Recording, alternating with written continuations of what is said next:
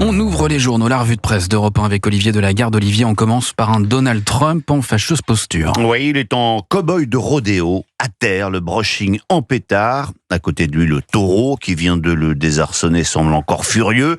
Un animal dont le petit nom indiqué sur son licol n'est autre que Wall Street.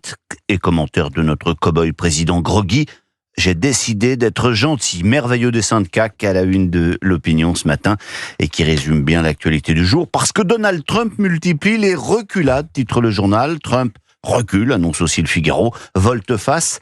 Ça, c'est le titre de l'édito de Jacques-Olivier Martin à la une du journal. Souvenez-vous, écrit-il, c'était le 2 avril dernier, le jour de libération.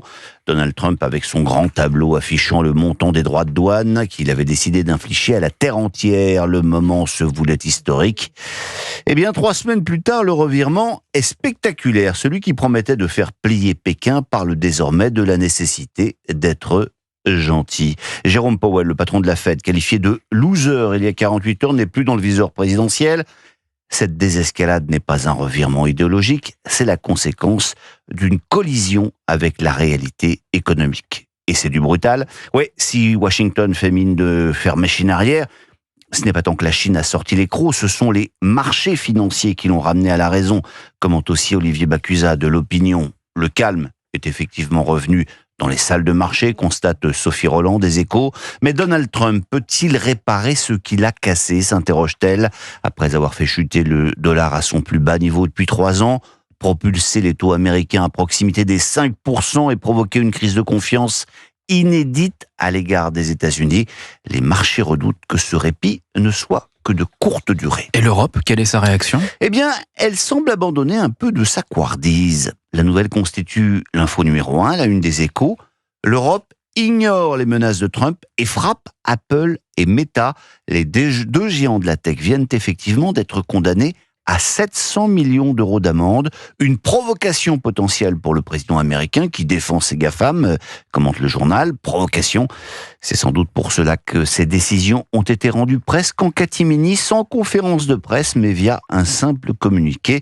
On attend quand même maintenant la réaction du cow-boy de la Maison-Blanche. L'actualité, Olivier, c'est encore et toujours la mort du pape. Génération François, titre La Croix, qui n'en finit plus de rendre hommage à ce pape qu'elle aimait tant, mais c'est qu'il a façonné une génération de catholiques français, affirme le journal. Et pour son reportage à la rencontre de cette génération papophile, Yuna Rivalin a passé un coup de fil à Thérèse Dussartel, cofondatrice d'un tiers-lieu catho. Au téléphone, sa voix se brise, raconte-t-elle. « Je me sens tellement pape François », déclare la jeune femme, car lorsqu'elle jette un regard en arrière sur les 12 ans de pontificat, qui correspondent à son entrée dans l'âge adulte et de son engagement marqué à gauche, écrit le journal, le pape François a toujours fixé un cap tant politique que spirituel. Génération François donc dans La Croix, mais génération anti-François dans le Figaro. Adrien Jolme, le correspondant du journal à Washington, consacre un long reportage à cette nouvelle génération de catholiques américains qui, elle, a émergé en opposition au pape. François et ses positions réformistes ont accru les divergences entre le Vatican et un puissant courant catholique conservateur américain qui est en plein essor, écrit-il. Pourtant, le pape a eu recours à des méthodes fortes pour tenter de les mettre au pas. Excommunication de l'archevêque américain Vigano, qui s'était opposé à lui. Mesure de rétorsion contre le cardinal Burke, qui avait appelé à voter Trump. François lui a même retiré son appartement romain. Mais rien n'y fait, semble-t-il. Ce courant conservateur attire de plus en plus de monde et de jeunes prêtres américains, car aux États-Unis, le catholicisme est en plein renouveau. Il représente environ 20% de la population adulte, ce qui en fait la première église chrétienne du pays. Son influence est considérable.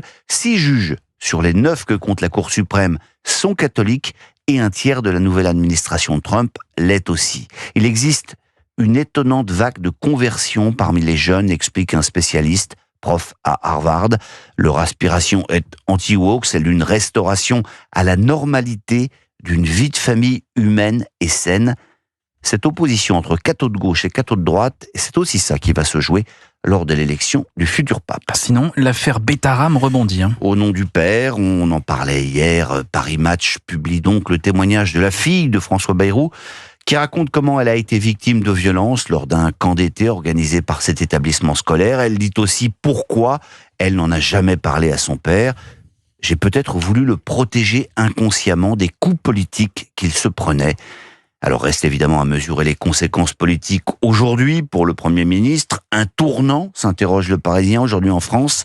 Désormais père de victimes, va-t-il enfin réussir à convaincre les Français de sa sincérité, se demande Thomas Soulier. Et l'on parle bagnole pour finir. Oui, hasard du calendrier, alors que Trump va à Canossa face aux Chinois, les amateurs d'automobiles, eux, vont à Shanghai, où se tient un salon de l'auto, désormais l'un des plus importants au monde, et où l'industrie chinoise étale sa toute-puissance, titre Les Échos.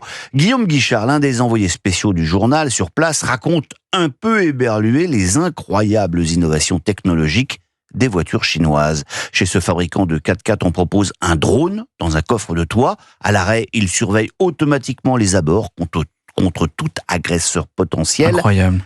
Chez cet autre constructeur, les phares envoient automatiquement des messages aux autres usagers de la route, des petits cœurs ou des courtes phrases à destination des piétons, par exemple. En Chine, des gens achètent même leur voiture uniquement pour cette option, explique un spécialiste du secteur. Alors le journal ne nous donne pas la teneur de ces messages, mais on imagine assez bien ce que des conducteurs parisiens pourraient avoir envie de signifier à leurs grands amis cyclistes. Il n'y aurait pas que des petits cœurs, à mon avis. Voilà, bienvenue au 21e siècle.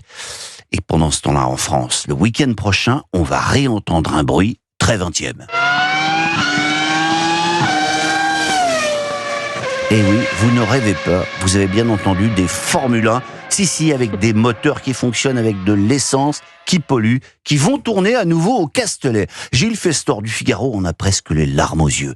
Parce que sous l'impulsion des écologistes, la France a disparu du calendrier du championnat du monde de F1. Mais le week-end prochain va avoir lieu au circuit Paul Ricard, le Grand Prix de France historique. Une compétition exhibition teintée de nostalgie qui réunira Alain Prost, Jean Alesi, Jacques Villeneuve et plein d'anciens coureurs. Les collectionneurs ont ressorti leurs véhicules, les constructeurs ont prêté quelques chefs-d'œuvre, comme l'iconique McLaren de 1987, par exemple, que l'on vient d'entendre. André Arnoux, un vieux de la vieille, raconte du haut de ses 76 ans et de ses 162 Grands Prix. La F1 s'est aseptisée, c'est devenu aujourd'hui un championnat d'ingénierie, car ce n'est pas avec leurs phares, mais bien avec le bruit de leur moteur que ces voitures envoient un message à tous leurs supporters, mais aussi à tous leurs détracteurs.